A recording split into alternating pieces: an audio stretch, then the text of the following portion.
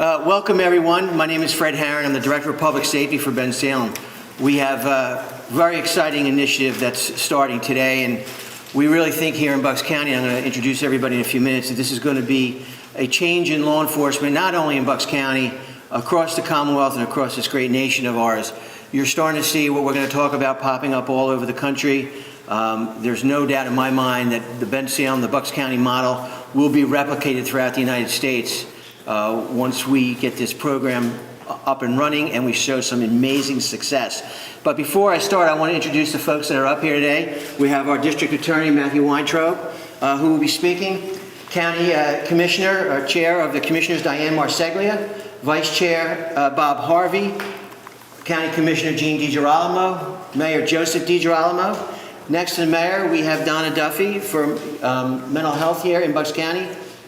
Rachel Neff, she's our Director of Human Services. Amy Carlson, who's also with Human Services. And then we have I'll be introducing them in a few minutes, our two co-responders, Walter Byram and Rachel Augusto, our two co-responders that were just recently hired. So with that said, let me just begin, and I'd like to start with some interesting statistics that I've researched over the last couple of weeks, speaking on a variety of issues regarding police reform and other type of things that we've been experiencing.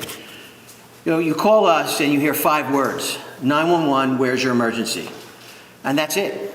After those 5 words, information is given to the dispatcher, and then whatever day of the week it is, whatever holiday, whatever the weather condition is, whatever your affiliation is, whatever your socioeconomic status is, whatever race you are, whatever gender you are, we come. We ask no questions. Within 3 to 5 minutes, all across this nation, police respond without asking any other question but those 5 words.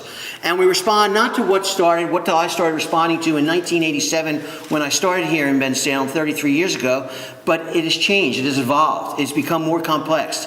It's just not your traditional criminal justice response, your crime response.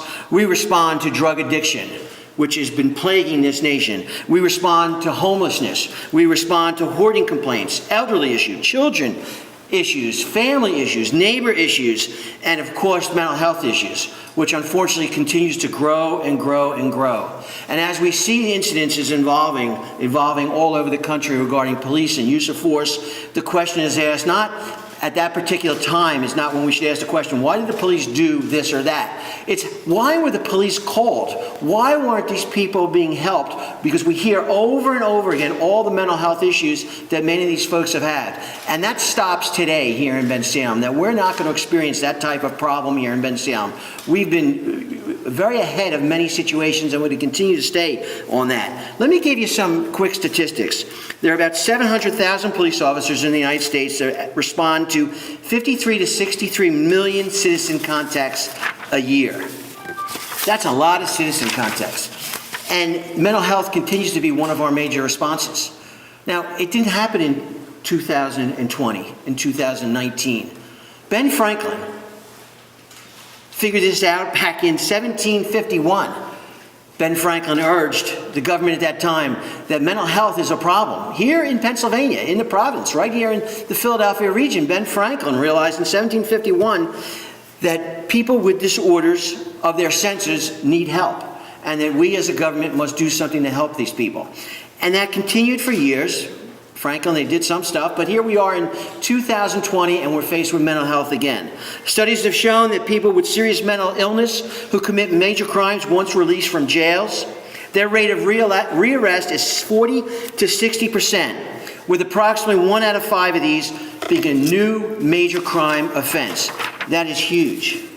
What I also found very interesting is that in 1955 in Pennsylvania, we had 41,000 psychiatric beds for a population of 10.9 million. 1955, 41,000 psychiatric beds. In 2016, that number was just over 1,000, with a population of 12.8 million people in the Commonwealth of Pennsylvania in 2016. Now, certainly, you all know, and we all know, that the psychiatric and mental health issues have not decreased. If anything, they've increased over the years. But we have so much less treatment and bed facilities as a Commonwealth. And what does that affect to dollars and cents? What does it do? It costs us. Homelessness, community spend between $27,000 and $100,000 a year for a chronically homeless individual. Criminalization. A prisoner with mental illness costs between $30,000 and $50,000 a year for a total of $800 million in this country a year. Law enforcement calls for mental health is out of 356,000 people with calls for people with serious mental illness that we put in jail each year. That's over today. Our co-responders that are started on Monday and are going to be hitting the street in the next couple of days, Walter and Rachel are going to put an end to that. They're going to be working with side by side in law enforcement. This has been paid for by the Bucks County for a two-year pilot. I'm sure Commissioner Marseglia is going to talk about that in a few minutes. But it's seed money here in Bensalem, and I know out of any municipality in Bensalem, at any municipality in Bucks County, this is going to take off in Bensalem and going to be successful. And they're going to be responding along the side of police. They're going to be working out of our police station and responding to 911 calls along with police or moments after, not hours after, not days after, not weeks after, moments after, to get people the help they need in all those categories I talked about, because that is key. The goal is here is to keep people out of the criminal justice system that don't need to be there, to get people help that they desperately need, because in the United States of America, people shouldn't be homeless. People shouldn't be suffering from mental health without treatment in this great country. And these folks, I know I'm putting a lot on you right now, but it's going to happen. I know it. I can feel it. It's going to happen because we're doing it here in Bucks County. And this is going to be a great program not only in Bensalem, better than that, not only in Bucks County, but I can tell you right now, the Commonwealth and the rest of the nation is going to look to us. How did you make it work in Bensalem? And we're going to certainly share that with the world. And we're excited to have them start and get this going. And the cops are excited. And the police officers are excited. So we're looking forward to this. Without further ado, Chair of our County Commissioners, Diane Marseglia. Thanks. I'm not sure I could say anything much more than what Fred just shared with all of you, but I will say that at a time when we are absolutely laser focused on COVID, we often forget that we are going to go back to more normal days. And that means we are going to have to respond to a community that has physical illness needs, emotional illness needs, and substance abuse illness needs. These co-responders are probably the most significant thing we can do to keeping our community safe and healthy and to keeping our police safe and healthy into the future.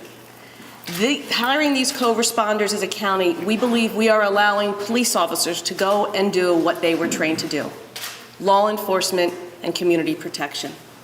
The issues of mental illness, substance abuse, hoarding, child abuse, these are the issues that the co-responders have been trained to do. Social work. I was mentored by a social worker in the late 70s, early 80s who worked for the Trenton Police Department. And it was an amazing thing to see this person embedded in a police department and how they coexisted. I have been thinking about that and wanting to replicate that ever since. So this pilot opportunity with the county was perfect to be able to marry with Bensalem and to make sure we can show that this can work and then hopefully pass it on. You know, in the past year, we've been watching, I guess, three major issues. The election is over. Hopefully, COVID will be over. And the other issue we've been dealing with is issue of police reform. And it's been very upsetting to me every time I have heard these people say things about defunding police, because the truth is we need to refund the police. They need to not only have police officers in the correct tools, but they need co-responders as one of the tools in that tool belt. And as I said, probably the most significant thing we can do, and this may be my proudest moment as a commissioner and a social worker in Bucks County. Thank you, Commissioner. Thank you, Commissioner. Commissioner DiGirolamo. Good afternoon, everyone, and welcome to Bensalem. This is my hometown, and last year about this time when I was trying to make a decision about whether to run for county commissioner or not, I was a member of the state legislature. One of the things that pushed me in that direction is when I looked at the county budget, and it was very obvious to me that 3/4 of the county budget deals with human service funding. And that's important to me. And it should be important that every family, not only here in Bucks County, but across the state of Pennsylvania. Because what is human services? What does human services take up? It is drug and alcohol. It is mental health. It is also people with all kinds of disabilities and problems, autism, intellectual disabilities, every kind of disability you can imagine. And sooner or later, my friends, every family in Bucks County and in Pennsylvania is going to need help with human services. And we have an amazing human services department here in Bucks County. I want to thank Donna and Rachel and Amy, the three of you, for being here today, and thank you for the great work that you do. And this is just a terrific idea and a great partnership. And as our Director of Public Safety, Fred Harron, just said, this is something that everybody's going to look up. Once it gets up and running, and they're going to want to do something similar to what Bensalem's doing in their police department, not only here in Bucks County, but I think in Pennsylvania and beyond the state of Pennsylvania. This is just a terrific idea because every family needs help with human services. So I want to thank my fellow commissioners. The county is paying for this. It's a pilot program, a 2-year pilot program. I want to thank Rachel and Walt for starting the work that you're going to do. And it is so, so important, this work. It really is. Because when people need help and are in crisis, they need people there that's going to support them. And you're going to be able to do that. So it's a great partnership between the police and the county here in Bucks County. And I want to thank Matt Weintraub, our district attorney, also for being a big part of this, and Mayor DiGirolamo also, and the 5 members of Bensalem Council here who are also been a big part of putting this all together. So thank you all for being here, and God bless. Thank you, Chief. Commissioner Harvey. Thank you. Fred mentioned, Director Haran mentioned Ben Franklin, and this program really kind of goes right to the heart of another more famous quote by him, which was, "An ounce of prevention is worth a pound of cure." Too much of our police work has been focused more on the back half of policing, or the cure part of it. What we're doing today is launching a bigger effort to focus on the prevention. The statistics are pretty high for the number of interactions between police officers across the country that end up making the news for unfortunate reasons, and how many of those interactions are with someone who is suffering from mental health breakdown or some kind of substance abuse disorder. We see it across the country. And for our police officers, as well-trained as they are, as experienced as they are, as dedicated as they are to serving the public, we expect them to be experts in everything, and no one can be an expert on everything. And so what they really need is help, especially in the areas of expertise when it comes to mental health and substance abuse. And so this program, as you've heard, is really, we hope, a model for the county, for the Commonwealth, for the country. By having Walter and Rachel join this team, they're going to be the pioneers who are going to be able to train future co-responders for other communities that want to do this. And hopefully they're going to be, making the relationship between the police department here in Bensalem and its public even better than it already is. It is a good relationship. And we want to make sure that it stays that way. We want to make sure that they're providing the services that everybody needs. And so we thank you for being here and for helping us publicize this. Thanks to our staff, all the work they put into it. Commissioner Marseglia, this is something that she has been wanting to do for a very, very long time.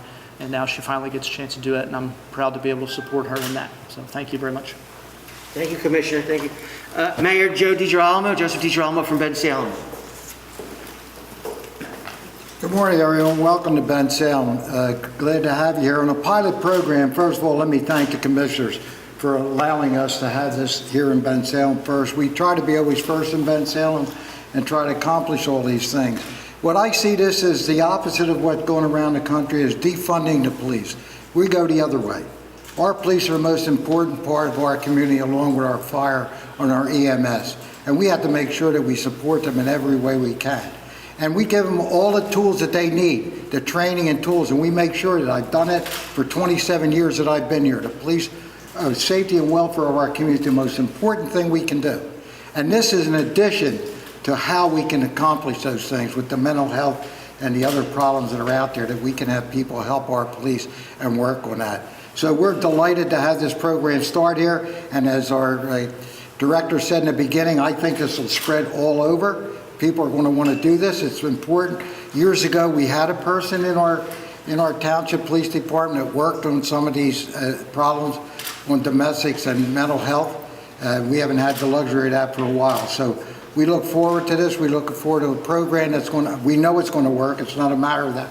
And welcome then to our community for working with our police department. And you'll soon find that we have one of the best in the whole country.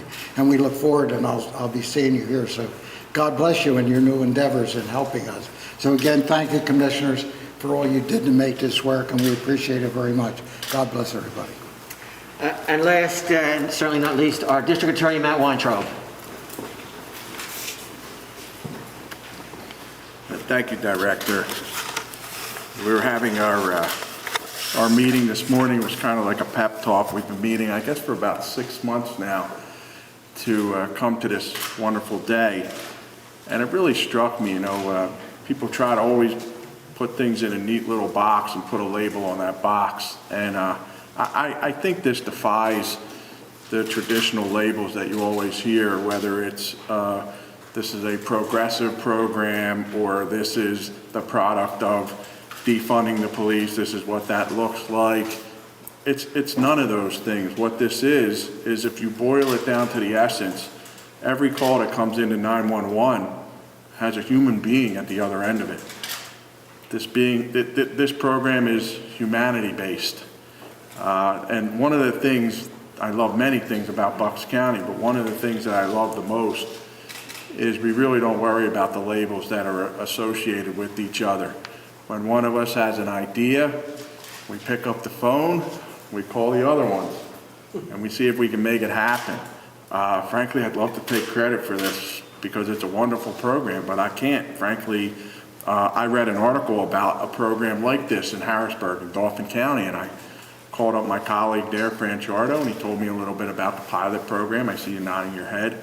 He's like, yeah, we have a pilot program. And I said, we should really try this. So I read a newspaper article. I contact Director Harron. He's like, yeah, I want to do this. We're already having meetings about this. I contact Diane Marseglias. She's like, I've been wanting to do this for years. So it felt a little bit like the Little Rascals. Hey, let's go all get together and put on a show. And the next thing you know, you have all these wonderful resources together. Don at Duffy Bell happened to have $200,000 extra laying around somewhere that we could use for this pilot program. And here we are. I just believe that if through sheer force of will and the efforts of good people that are all united on the same side of an issue, and in this case, the humanity of things, great things can be accomplished for our community. This was a light bulb moment to me.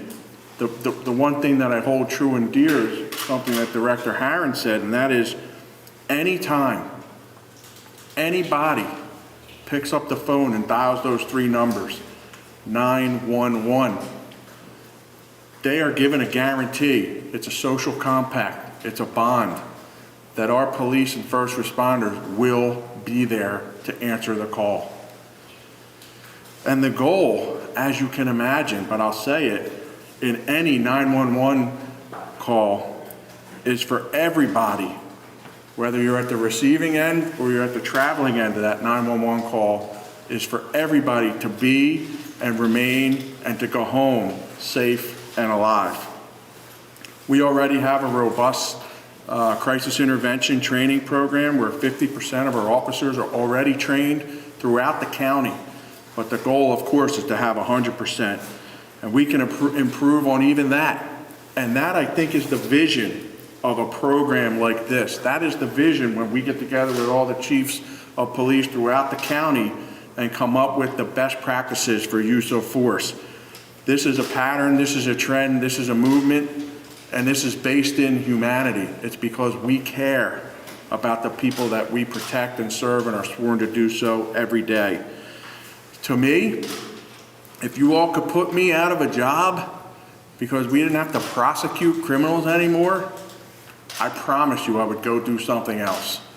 I think this is a wonderful way to divert people from the criminal justice system when they need mental health treatment or drug and alcohol treatment or some other kind of crisis intervention. Not every police encounter has to result in an arrest or, God forbid, even worse. And thanks to this new county pilot program in partnership with Bensalem and through the goodwill of the people you see arrayed behind me, people are going to get the exact services they need. That is our commitment. And what's the byproduct of this all? Our police, first responders, who are called for all of these calls, can then get back out there on the road, continue to protect us, continue to respond to emergencies, continue to investigate crime, and keep us safe. This, frankly, is a win-win for everyone. Walter and Rachel, it was great to meet you this morning. I'm very excited. Hopefully this will be your only 5 minutes of fame. I'm grateful and excited to see what you can bring to bear on a much-needed service.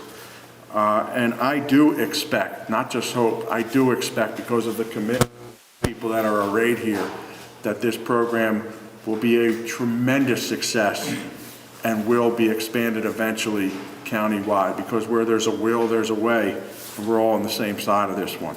Those are my remarks. I have I guess the pleasure of asking if anybody has any questions, and you can direct them to anybody that you've heard speak here. Bo? Yeah, I know you said you don't want to put a label on this. The last 6 months, in June, that was kind of the height of all the social unrest, the defund the police movement. We've been mentioning that this is kind of this is a cornerstone of kind of what that wanted to do. So how much did the police reform, the social unrest, the defund the police, whatever you want to call it, how much did that play into this decision today and this pilot program?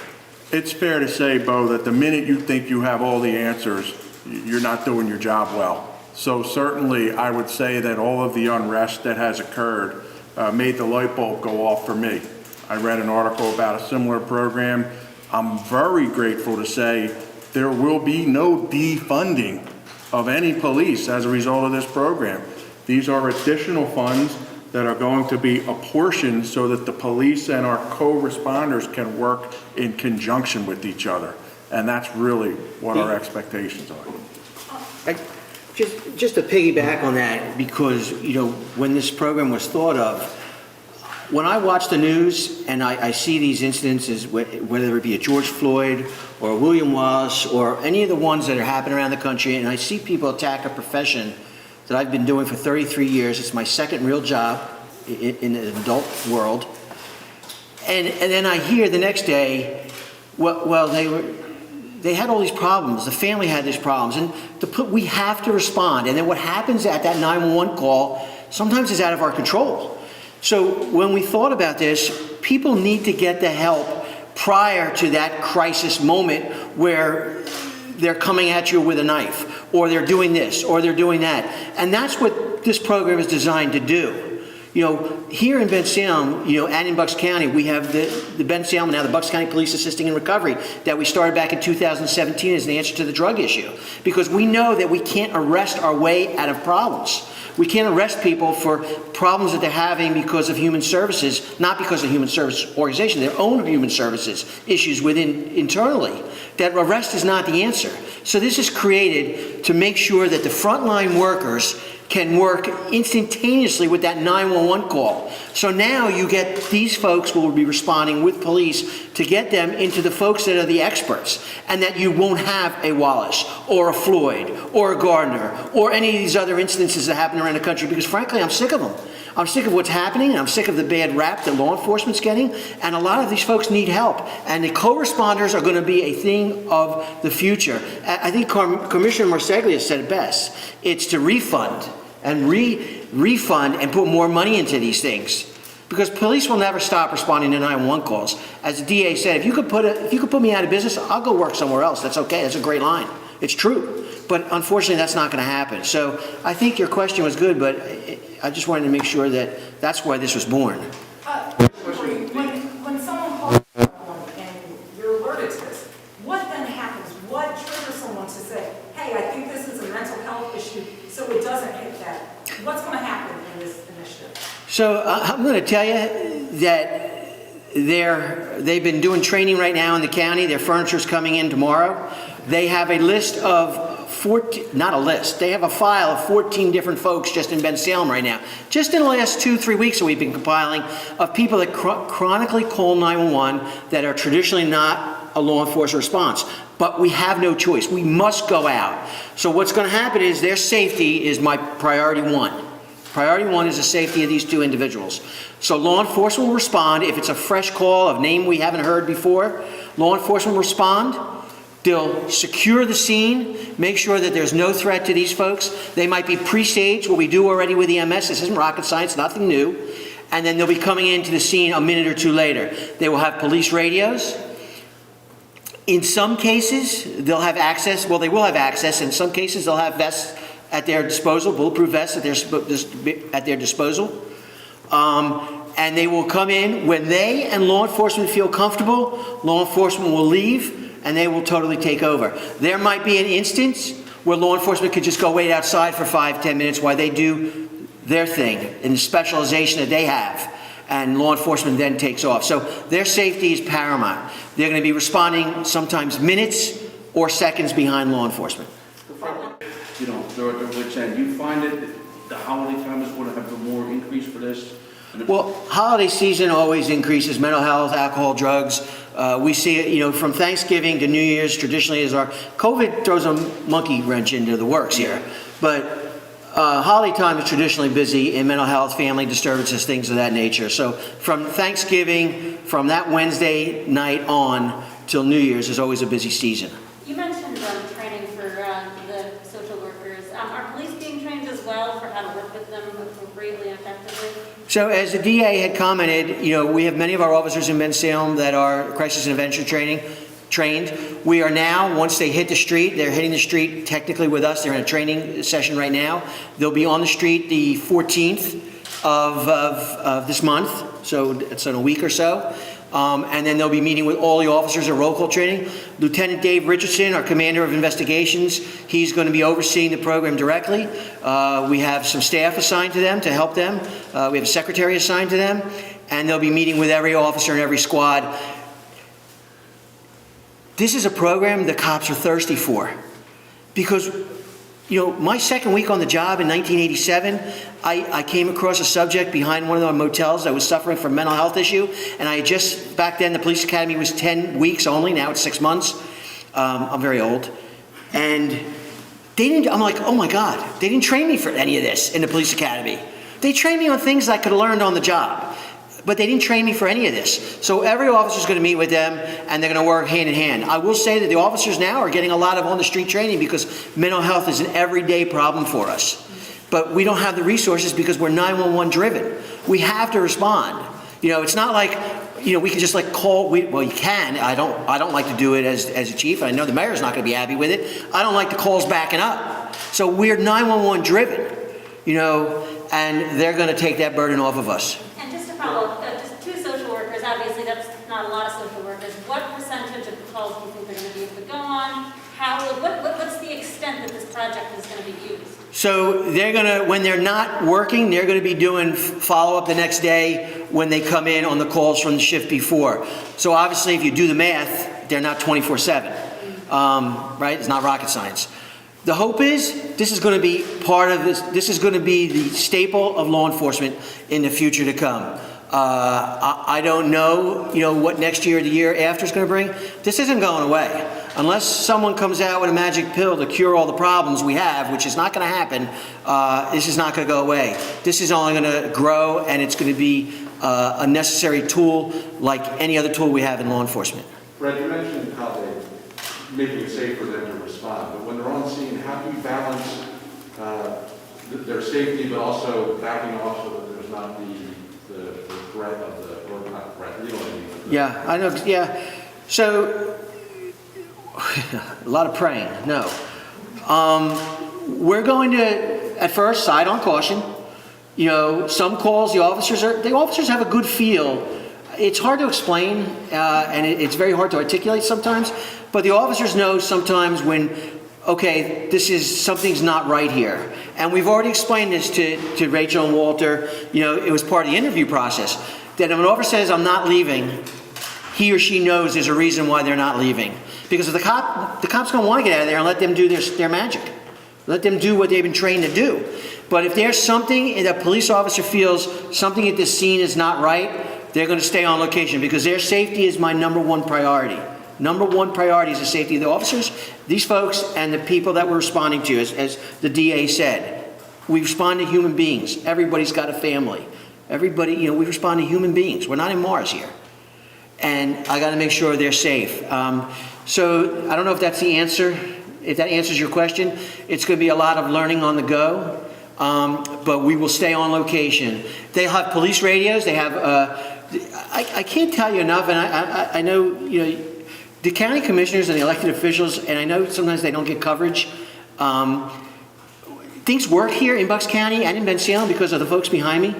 Because if they say, not so much interested in this, these three commissioners put up radios at $7,000 a pop. Now you think that's not a big deal, but try to come up with $14,000 at the end of the year. It's not that easy, especially in Bensalem. We didn't have that budgeted. Commissioners like, yeah, we got it. We got this covered. They didn't bat an eye. And that's how, if you have elected officials that, I want to cut here, that's when people get hurt. That's when you start to defund, you start to get people hurt. And that's not going to happen in Bucks County because we have the support of these folks. And our human services, how many police agencies in this country meet and talk with a human services director, you know, and have each other's cell phone numbers and contact each other when there's an issue? I guarantee you not a lot of local police chiefs have access to the director of human services in their county. I would bet that number is very low. Hey Fred, what happens if somebody calls because they're having a crisis, they've lost their job? Are these guys able to help them get employment or something like that, or are they just... We're doing the gamut. They've met with the Opportunity Council already. These folks have thought, I'm not the expert here. They're the experts. You know, Rachel's team, Ms. Neff's team has thought all this, and that's what they've been doing for these couple of weeks. And the Opportunity Council in Bucks County, which helps people put food on the table, which helps people in the COVID time put rent on the table. Yeah, the whole gamut. They're meeting with our school district social workers next week. We think we've thought of everything, but as we keep going, we're going to think of more. Do these social workers feel comfortable getting up and just talking to us about feel comfortable doing that? I don't want to, but if you do, I'd love to hear from you. Well, let's check with them. Quick question. Yeah, go ahead. Anybody that goes to court? Well, I don't think they have violent, but we have in Bensalem we have Spanish-speaking officers, 3 dialects of Hindi, Arabic, Spanish. I think I said that, and I think there's something. I think we have Russian. And I think Polish. We call them now. That's not new to us. We've been doing that for years. Plus, we have a language line that the county supplies, so we have all that. All right, so we're gonna make an executive call here. I think that both of the co-responders are willing to speak to you. I would just ask that you be very kind. This is a brand-new program. We're still working out a lot of the kinks, so we may not know the answers to many of the questions. But which brave soul would like to come Both first? come on out. All right, come on. Say it and spell it. Yes, last name. Bynum. B-Y-N-U-M. Walter. B-Y-N-U-M. Okay. Rachel. Rachel Augusto, A-G-O-S-T-O. T-O. Rachel? First off, can you guys just tell us, how are you guys feeling about this program? This is what you guys do, this is helping you think. How do you two feel going into this? Well, I'm coming from crisis, so I know that there's a need for mental health, and especially when it comes to calling 911, because they aren't always trained in how to respond. They want to respond to the emergency. So I'm really excited to be a part of this and bridge the gap between one calls and social services. Piggyback off Rich, I mean, I feel the same way. I think that we're at a time now where a lot of is being, pressed on police officers and their interactions with people in the community. So we're just here to take some of that weight off the police officer so that we can make sure that everyone goes home safely. Speak to me about like how you kind of go about doing something when you deal with a situation, as you mentioned, of Walter Wallace. And that was surely an extreme situation, but how do you diffuse that situation? Where do you guys come in? So I think it's going to be learning as we go. This is new for everybody. But in a situation like that, it's going to be safety first in that situation and then de-escalating in the best possible way. You don't really have a map for how to do that until you're out there because every situation is different. And when it comes to a crisis call like that, you have to rely on each other. So I think us relying on the police and vice versa is going to make a big impact there. Where does some of your training differ though from what police have gone through and the fact that you learn that extra level of help?